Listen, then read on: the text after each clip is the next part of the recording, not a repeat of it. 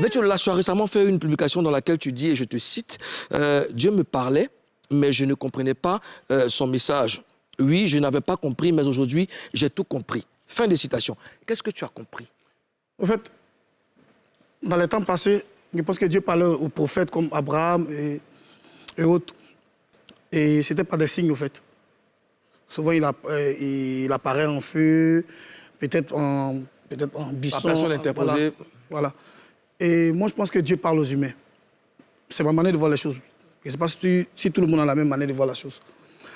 Dieu parle aux humains comment? Toi, Karina, par exemple, tu habites un quartier. Et le quartier, là, souvent, il y a un raccourci qui te mène à la maison facilement. Tu rentres dans le couloir. D'habitude, tu passes là-bas. Mais il y a un jour, tu passes où les gens t'agressent. On te poignarde. Ils touchent du bois, on te poignarde. Tu saignes. Et aux zones te voient, ils te prennent, ils t'emmènent à l'hôpital. On te soigne. Tu renais. Tes mains, là, est-ce que tu es sûr que tu pourras passer dans le couloir, là? C'est un message. C'est un message. Je pense que c'est comme ça que Dieu parle aux humains. D'accord. C'est un peu ça. Mais ici, on a mis la sécurité dans le couloir. On peut passer là-bas. Oui, mais c'est le même message, en fait. Okay. D'accord. Mais qu'est-ce qui t'empêchait de faire attention au message que Dieu t'envoyait? Tu sais, on aime la chose, la musique. Quand on voit nos amis, c'est pas parce qu'on est envieux, mais ça nous fait plaisir de voir d'autres personnes évoluer dans la musique, d'autres personnes percer. On a envie de percer aussi comme eux. On fait des efforts, on fournit des efforts, on fournit des efforts. Quand je disais dans la note que ça n'allait pas, ça ne va pas. Sérieusement, ça ne va pas. Je n'ai pas venu m'asseoir ici pour créer des discours sur moi, pour dire que ça va. Ça ne va pas, Karina. Ça ne va pas aux zones. Ça ne va pas. Je ne suis pas opportuniste envers Dieu, mais si je voulais être opportuniste avec Dieu, c'est le moment d'être opportuniste avec lui. Parce que quand tu es opportuniste avec ton papa, il n'y a pas de problème. Ça ne va pas, Moulou. J'ai fait la musique, j'ai un studio d'enregistrement chez moi à la maison, je compose tout le temps. Je compose tout le temps, je crée toujours. Je m'arrange à avoir un peu d'argent pour pouvoir gérer des clips. Qui passent, ça passe. Les clips passent. Ça passe sur toutes les télés, mais ça ne va pas. Comment? Ça va pas. Qu'est-ce qui ça va mais pas? Quand tu chantes et quand tu fais des réalisations phonographiques, c'est vendu dans le monde. Tu as tes spectacles. Étant artiste, tu dois avoir des spectacles, tu dois avoir des gombos, tu dois avoir gain de cause. Mais, normalement, c'est comme ça un artiste. Ouais. Mais ça ne marche pas. Chez toi. Tu n'as pas de succès. C'est pas... Aujourd'hui, là où la musique est arrivée dans... Bon, je peux dire le coupé des cahiers, dans la musique où j'étais, là où j'étais, là, il n'y a plus une histoire de succès. Hein. C'est une histoire, pardon, je ne vais pas rentrer dans trop de polémiques, mais c'est une histoire de groupe. De groupe? Oui. De groupe. De clan, en fait. De clan. Tu sais, si toi, par exemple, toi, c'est pas parce qu'on est à la télé, tu es un grand frère à moi, on vient de la même région, et tu sais que je te respecte.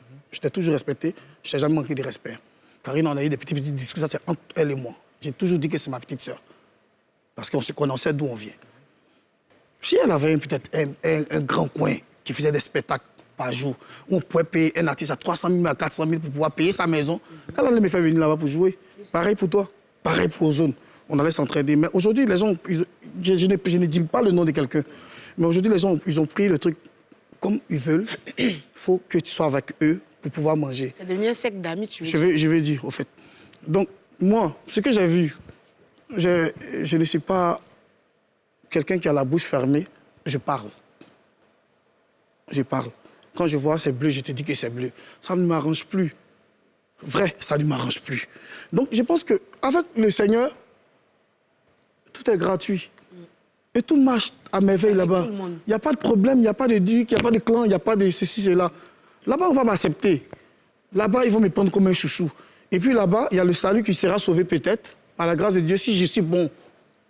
Ça, c'est moi, entre moi et Dieu maintenant, si je suis bon. Donc, je préfère faire l'œuvre de Dieu.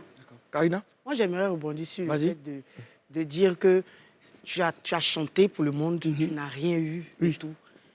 Donc, tu vas à Jésus. Tu vas à Jésus parce que tu n'as rien eu ou même parce que tu te sens prêt à aller à Dieu, parce qu'il t'a fait... Je suis d'accord avec ta question. Voilà pourquoi j'aime votre mission. Et puis, je demande à Dieu de donner une longue vie à votre mission. Parce qu'ici, on dit la vérité. Et rien que la vérité. C'est vrai qu'il y a un gélégique. C'est vrai, on s'amuse, on rigole. Mais c'est vrai. Je vais là-bas parce que ça ne marche pas dans le monde. Là-bas, ça va marcher. Et c'est un défi. Je n'ai jamais eu de concert dans le monde. Mais là-bas, j'aurai un conseil. Je le dis ici avec, pas violence, mais avec assurance. Avec assurance. Parce que je suis déchargé. Je te jure, pardon. Vas-y, c'est pas... Je jure d'abord, je jure que je suis déchargé. Parce que j'avais la haine contre d'autres personnes. J'avais gardé des choses dans le cœur. Mais aujourd'hui, là, ça va, c'est fini. Je me suis libéré. J'ai enlevé des choses sur moi. Aujourd'hui, je remercie le Seigneur parce qu'il a compris mon message. Okay. D'accord.